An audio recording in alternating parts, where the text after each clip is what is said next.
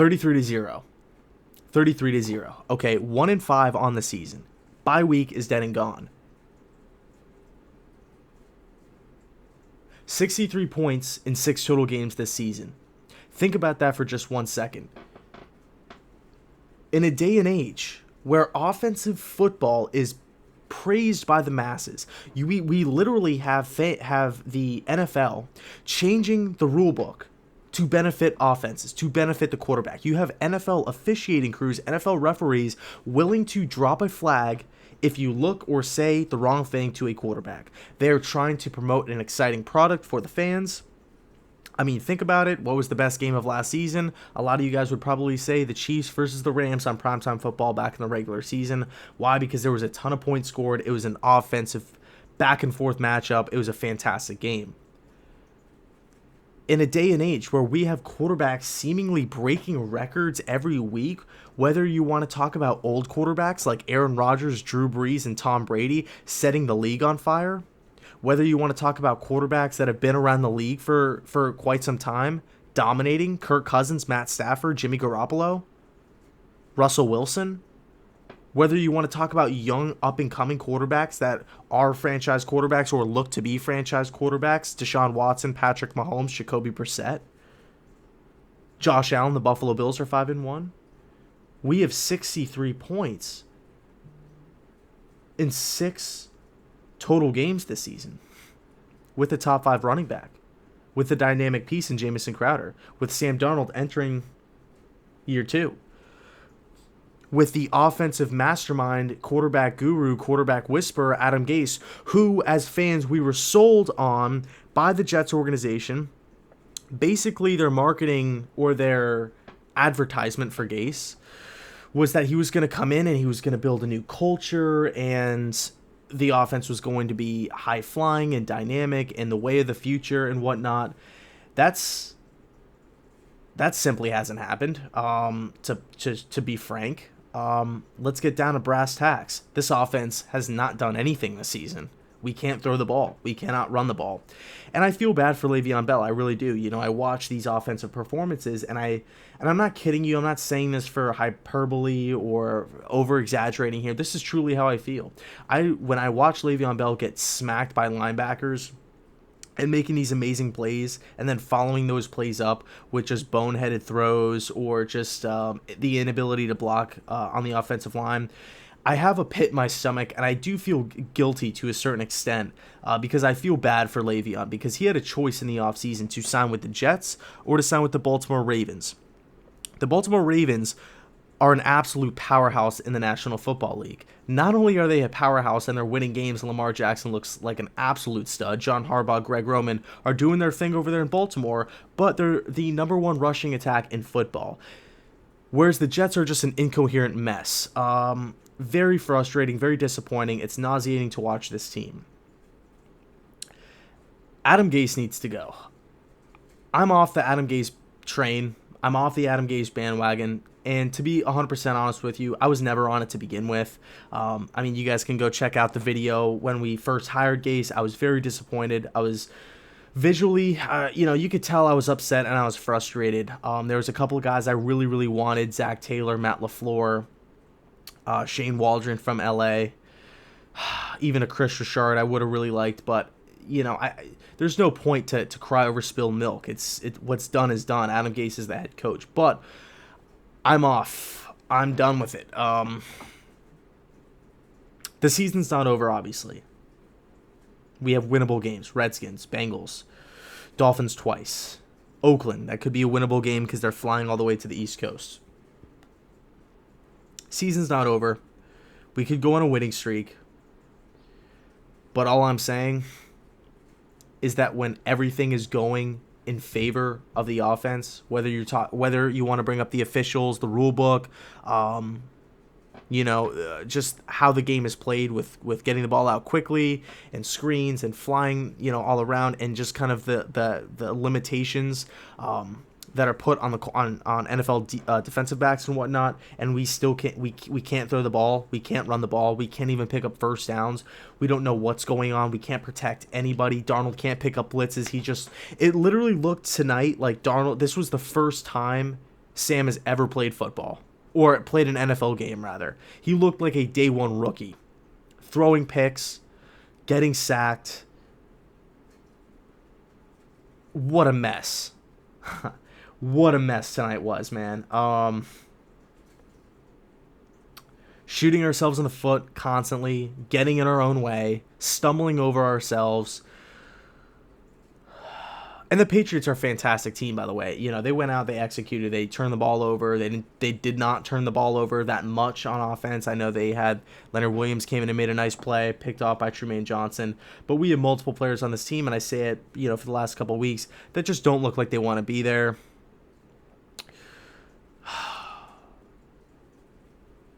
But we're 1-5 on the season. All right. If you need a good Halloween costume, you know, you want to dress up, I would suggest you dress up as the Jets offense somehow, because you'd probably win a contest for scariest costume. It's how bad this season has gone.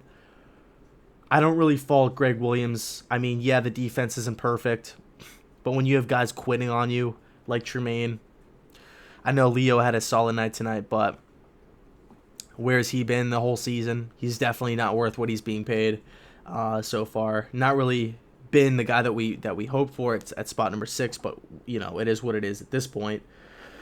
It's just embarrassing, you know. I mean, right now it's 11:53 right now over here on the East Coast. I've had some time to digest the loss because I wanted to kind of go through Twitter and, you know, reach out to a couple Jets fans and stuff to see how they're doing, and just to kind of, you know, feel out the area a little bit, see kind of just the vibes of just kind of what's on everybody's mind and stuff. Yeah, I mean, I don't really know where to go from here. You know, John Morton looked better. Todd Bowles looked better. Jeremy Bates looked way better with nowhere near as much talent as Gase has. There's no culture in New York at all. You have a handful of guys that are really, really trying, doing their thing. Jamal Adams, Le'Veon Bell, leading that group. But, yeah, from top to bottom, we're just not good. Sucks to say it. I hate to be that guy. But we're not good. We're just not good.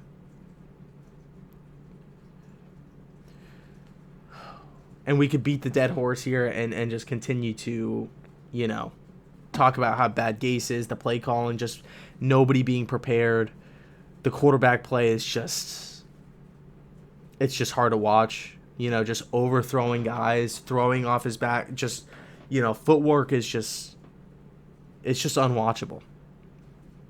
Underthrowing guys, not being able to pick up blitzes, not understanding the protections. There's just a lot to clean up. And Adam Gase has shown that in the span of 1 week, we cannot clean up these mistakes. Everybody thought when Sam came back that all the problems would be fixed. Sam is a young quarterback with a very, very, very high upside, but my concern about him coming out was he would make tremendous, tremendous throws, tremendous plays where he would extend. You know, he's a durable dude. He's a tough kid, so he wouldn't really get hurt and like, you know, miss a lot of time and stuff. And he would just make incredible throws. But my biggest concerns with Sam were the turnovers, not only the picks, but the fumbles coming out of the really, really simple USC offense under Clay Helton, and I think it was T. Martin at the time. I don't know who's there now. I think it's Graham Harrell. Anyway, I thought Sam, he always kind of reminded me a lot of Tony Romo, right? A guy who would make plays that, you know, Aaron Rodgers can only dream about. I mean, Tony Romo, you go out and you check out some of his highlights. You go and watch, you know, some old Cowboys games, and you would be stunned, absolutely stunned at some of the stuff that Romo was able to pull off. But what is Romo kind of known for? the interceptions, the not really having that much success in the playoffs, just being two up and two down. He would have amazing games where he would just throw for tons and tons and tons of yards. I think a couple of seasons ago when it was Denver, I think it was Peyton's first year in Denver, where it was Denver in Dallas. I believe it was a Thanksgiving game. It could have been in November. One of the best games of football I've ever watched. Romo and Peyton Manning, where it was like a heavyweight bout, like must-watch TV. But then, he follows it up with having just bad performances where it's like, what are you doing? What is going on? Jameis Winston was like that too, or is that rather? He'll go out there and throw for 370, 3 touchdowns, no picks, and then follow it up with 5 turnovers the next week. And it's just like one step forward, one step back, one step forward, one step back. Complete, what is it? Dr. Jekyll, Mr. Hyde, or whatever that saying is. It's too inconsistent. We got to get some consistency out of this offense. We have no identity on offense. Absolutely no identity. We have no clue what we're good at. We have no clue. And also, why is the offense revolving around Demaryius Thomas? Whose idea was that tonight? Why was Demaryius Thomas being targeted so much? It felt like the offense was running through Thomas, and it made no sense to me at all. Gosh, so we're now 1-5 on the year. Like I said before, we have winnable games down the stretch. Washington, Miami twice, Bengals. And I expect the Jets to win a couple more games down this season. But as far as the playoffs go, I don't see it happening. Sorry, but I don't. I don't trust Gase. Darnold's too inconsistent right now. The offensive line cannot block anybody. And, even like when Darnold managed to kind of squirm out of the pocket and flip a good pass, it was just even in the first couple drives. I think Demaryius Thomas had one. I think it was on a 2nd and 10. Darnold broke the pocket beautifully, threw a nice pass across his body to Demaryius, and he dropped it.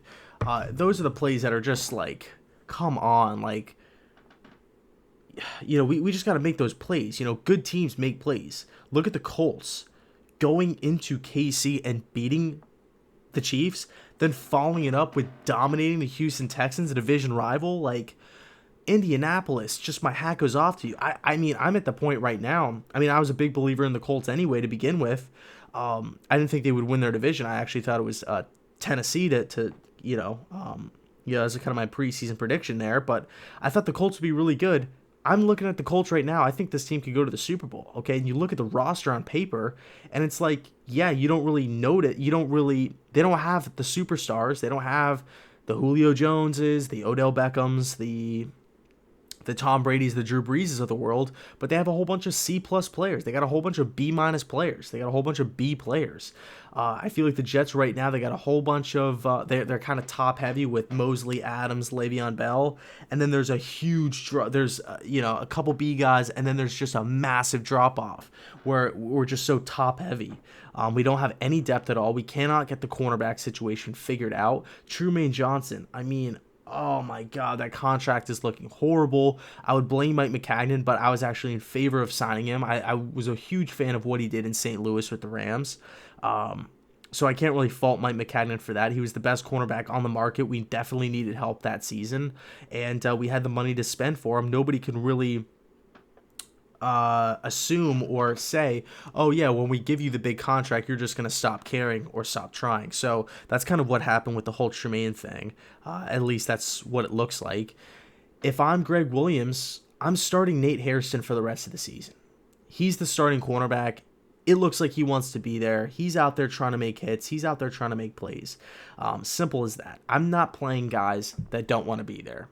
I'm not playing guys that are laying on the field, is the play over yet kind of thing, that aren't hustling. I just want to get guys in the building that are, that want to be Jets. I think Oakland right now is a team to emulate, with John Gruden, Mike Mayock. And yeah, it might not be this season that they get it done, but they're building a culture. You just go and you listen to any single one of these Raiders players. Josh Jacobs, the running back, Jonathan Abram, a guy who's out for the season. Derek Carr. You listen to some of these guys and Darren Waller. They're just so proud to be Raiders. They just love the silver and black, and they're like, yeah, we're not the best team in the league right now. We're not 6-0. We're not we're not leading the division. But they're like, I don't want to play anywhere else. I want to play for Oakland. I want to play for Gruden. I want to play for Mayock. I want to play for my quarterback, Derek Carr. They love the silver and black. Where, when it comes to the New York Jets, it's like, oh, we just have to execute better. We just didn't do what we needed to do tonight. Wide receivers have to get open. We have to have better quarterback play. It's just like there's just no culture at all. We have no idea what we're good at. We have no idea what we're bad at. It's just tough. So I'll leave it there. Very disappointing stuff.